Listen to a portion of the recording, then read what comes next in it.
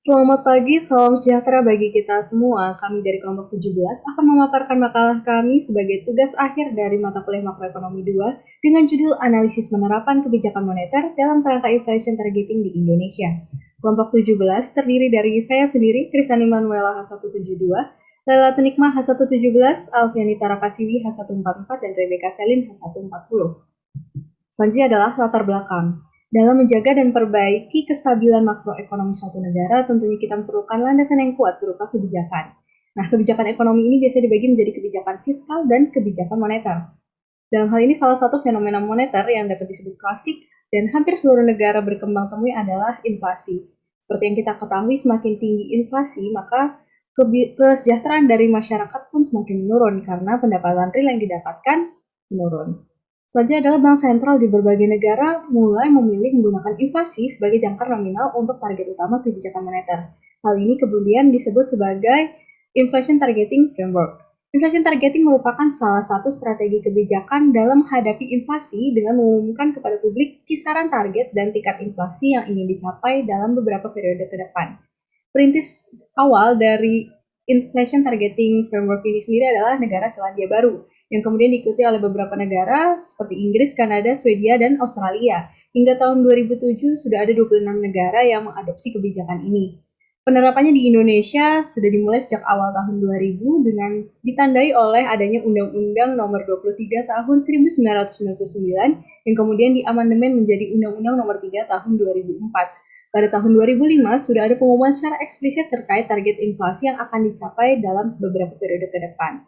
Oleh karena itu, berdasarkan beberapa hal yang sudah kami sampaikan, kelompok kami tertarik untuk menganalisis penerapan kebijakan moneter dalam kerangka inflation targeting di Indonesia. Dalam pemaparan makalah kami ini, kami akan membahas apa saja yang dimaksud dengan inflation targeting, bagaimana implementasi inflation targeting di Indonesia, bagaimana kinerja inflation targeting di Indonesia, dan apa tantangan dari penerapan inflation targeting di Indonesia. Selanjutnya akan dibahas oleh rekan saya. Baik, selanjutnya saya akan menjelaskan mengenai landasan teori. Yang pertama adalah kebijakan moneter. Jadi kebijakan moneter adalah tindakan atau upaya dari bank sentral untuk mempengaruhi perkembangan variabel moneter untuk mencapai tujuan yang diinginkan. Dan kebijakan moneter ini ada kebijakan yang ekspansif dan juga kontraktif, di mana kebijakan ekspansif atau easy money policy adalah kebijakan yang dilakukan ketika perekonomian dalam keadaan depresi atau resesi untuk meningkatkan jumlah uang beredar yang ada di perekonomian. Nah, contohnya itu adalah dengan meningkatkan uang yang dicetak dan disebarkan ke perekonomian dan juga masyarakat.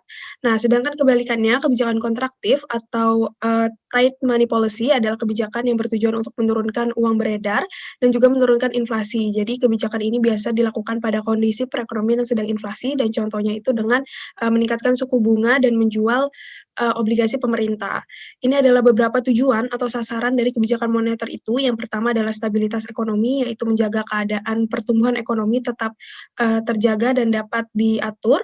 Yang kedua adalah kesempatan kerja, jadi lapangan pekerjaan yang sesuai dan cukup untuk para angkatan kerja. Yang ketiga adalah kestabilan harga yang berkaitan erat dengan inflasi, jadi di mana kondisi harga barang saat ini sama dengan harga barang di masa depan. Dan yang terakhir adalah neraca pembayaran internasional. Selanjutnya inflasi. Inflasi menurut Samuelson tahun 1995 mendefinisikan bahwa inflasi sebagai suatu keadaan di mana terjadinya kenaikan tingkat harga umum. Dan Inflation Targeting Framework atau IFT, jadi IFT sendiri adalah bentuk dari kebijakan moneter dengan tujuan utama yaitu adalah untuk menjaga tingkat inflasi tetap rendah dan terjaga. Nah, sedangkan untuk melakukan IFT ini terdapat berbagai persyaratan baik sebelum melakukan implementasi IFT dan juga ketika implementasi IFT itu. Nah, persyaratan sebelum penerapan inflation targeting yang pertama itu adalah independensi bank sentral. Jadi, bank sentral diharapkan bisa melakukan kebijakan ini secara independen tanpa campur tangan dari fiskal. Yang kedua adalah tidak ada sasaran nominal lain selain inflasi. Jadi, tujuan utamanya memang hanya untuk inflasi saja. Ya, kemudian persyaratan penerapan inflation targeting. Nah, yang pertama itu adalah bank sentral dan atau pemerintah menetapkan secara eksplisit. Jadi tujuan dan target inflasi yang ingin dicapai harus dipublikasikan kepada masyarakat juga. Yang kedua, adanya informasi yang jelas mengenai variabel-variabel moneter maupun non-moneter yang nantinya akan digunakan dalam membuat kebijakan moneter ini. Yang ketiga, memiliki model yang handal untuk memperkirakan inflasi dan juga menyampaikan variabel moneter dan juga non-moneternya dalam kebijakan yang akan digunakan. Dan yang terakhir, menggunakan prosedur operasional yang berorientasi ke depan. Dari hasil penelitian dan melihat implementasi EFT ini pada negara-negara berkembang sebelumnya. Yang pertama itu dilakukan oleh negara Chili, di mana mereka menerapkan EFT ini pada tahun 1991, dikarenakan tingginya inflasi akibat dari kebijakan yang ekspansif di masa lalu dan tingginya harga minyak dunia, serta kegagalan dalam menciptakan stabilitas nilai tukar. Karena keberhasilan negara Chili ini untuk menurunkan tingkat inflasi mereka secara bertahap, maka diikuti juga oleh beberapa negara berkembang lain yang mengimplementasikan EFT ini seperti negara Korea Selatan, terus negara Filipina tahun 2002, dan negara Thailand tahun 2000.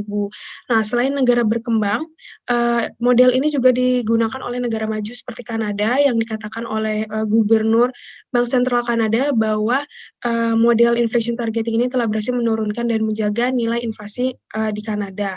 Oleh karena itu, berhasilnya model ini, baik di negara berkembang maupun negara maju, telah membuktikan kepada para ahli yang meragukan apakah model ini dapat mengendalikan inflasi suatu negara. Selanjutnya masuk kepada pembahasan. Baik, di sini saya akan menjelaskan konsep dari inflation targeting. Nah, konsep dari inflation targeting ini adalah di mana pemodelan ekonomi suatu negara yang menjadikan inflasi sebagai target utama kebijakan moneter mereka. Inflasi di sini adalah diharapkan inflasi tersebut dapat tetap stabil dan bernilai rendah. Terdapat 4 premis yang menjadi landasan dalam pemodelan inflation targeting menurut Mention 1997.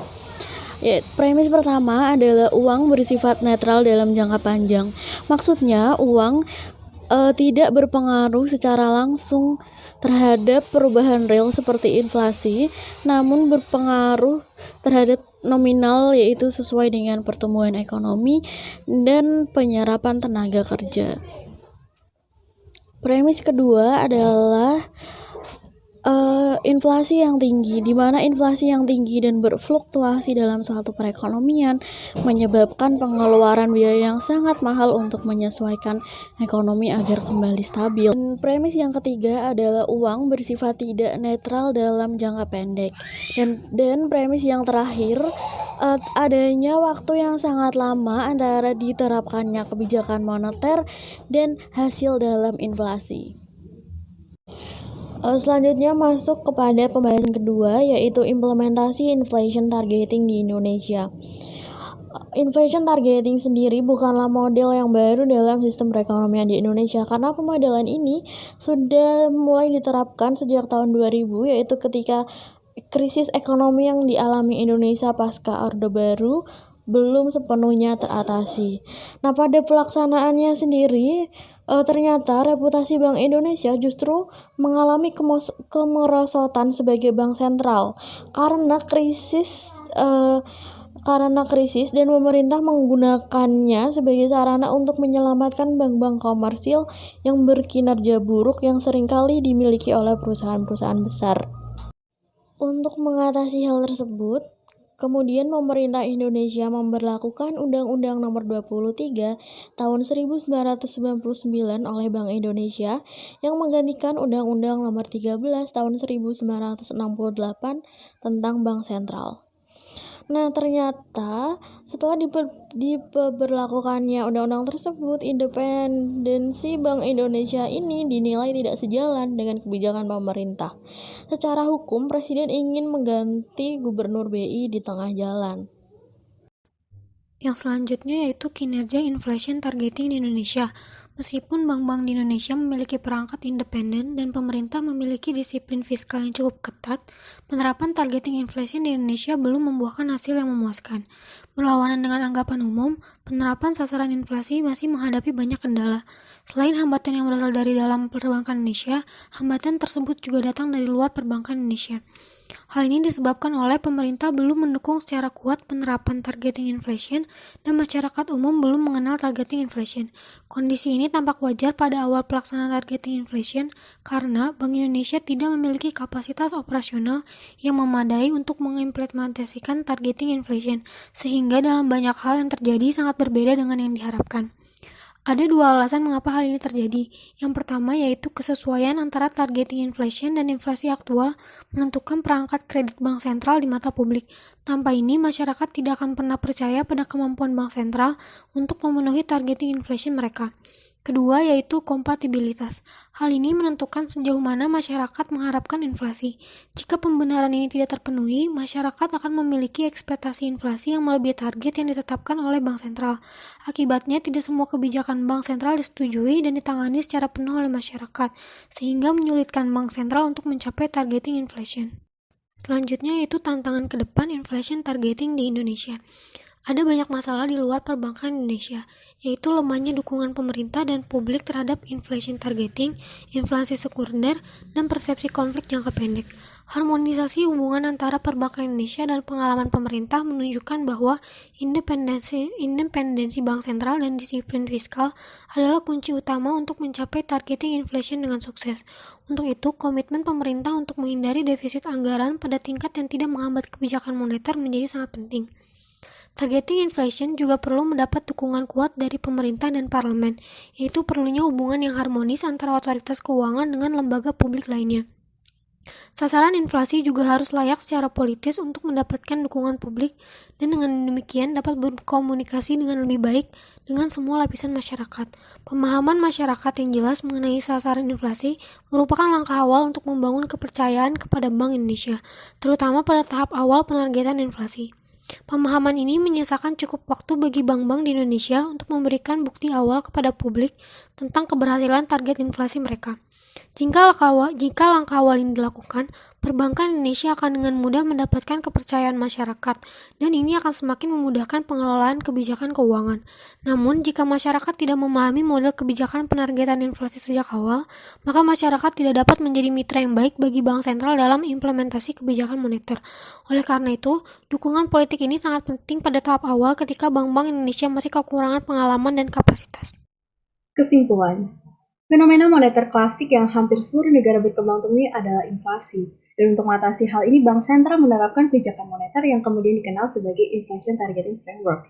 Konsep dari inflation targeting adalah menjadikan target inflasi sebagai karakter utama target inflasi sebagai pokok dari kebijakan moneter. Penerapan inflation targeting di Indonesia dimulai pada tahun 2000 ketika krisis ekonomi dan keuangan masih belum sepenuhnya teratasi. Independensi Bank Indonesia ini dinilai tidak sejalan dengan kebijakan pemerintah. Penerapan inflation targeting di Indonesia belum membuahkan hasil yang memuaskan. Bank Indonesia tidak memiliki kapasitas operasional yang memadai untuk mengimplementasikan targeting inflation-nya, sehingga dalam banyak hal yang terjadi sangat berbeda dengan yang diharapkan. Lemahnya dukungan pemerintah dan publik terhadap targeting inflation, inflasi sekunder, dan persepsi konflik jangka pendek menjadi tantangan yang masih harus dihadapi Indonesia ke depannya. Oleh karena itu, dukungan kuat dari pemerintah, parlemen, dan juga seluruh lapisan masyarakat dibutuhkan untuk penerapan targeting inflation yang baik di Indonesia.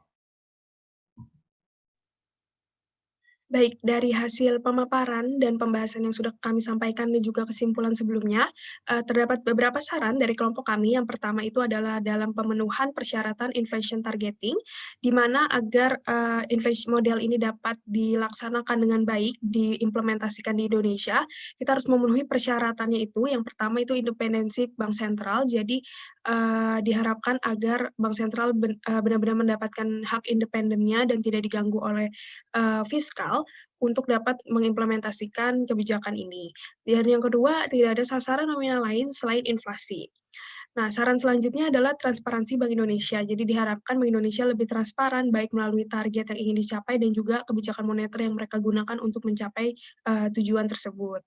Saran yang ketiga, dukungan dari instansi di luar Bank Indonesia dan juga masyarakat. Jadi diharapkan dalam mencapai kebijakan ini bukan hanya dilakukan oleh moneter atau Bank Indonesia saja, tetapi juga dilakukan oleh seluruh instansi dan juga masyarakat Indonesia. Dan saran yang terakhir adalah manajemen nilai tukar, di mana kita tahu bahwa inflasi ini sangat berkaitan erat juga dengan nilai tukar, sehingga dengan menurunkan inflasi jangan sampai memperburuk kondisi nilai tukar kita, sehingga kita juga harus memiliki manajemen nilai tukar yang baik.